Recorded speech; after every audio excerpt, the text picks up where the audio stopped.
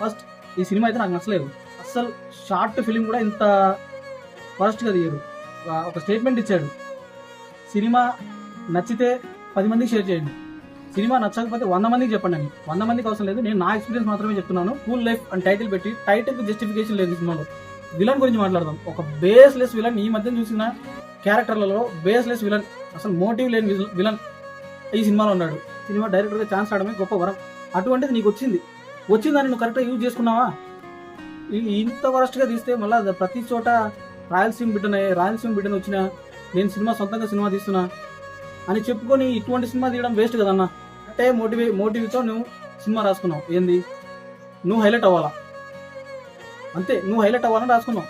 ఈ సినిమా అయితే ఒకసారి బాగా కూర్చొని చూడన్నా, లైన్ టు లైన్ నువ్వు రాసుకున్న పాయింట్ నీకు కరెక్ట్గా ఉందని నీకన్నా అనిపిస్తున్నామో ఒక్కసారి క్లియర్గా చూసి తర్వాత ఇది నేను అనుకున్న సినిమానే అని నీకు అనిపించింటే అది నీ విజ్ఞతగా వదిలేస్తున్నానన్న. తర్వాత తీయబోయే సినిమా అయినా స్టోరీ కరెక్ట్గా ఫార్మేషన్ చేసుకొని, ప్రీ ప్రొడక్షన్ వర్క్ క్లియర్గా చేసుకొని తర్వాత నువ్వు సినిమా తీస్తావని నేను అనుకుంటున్నాను.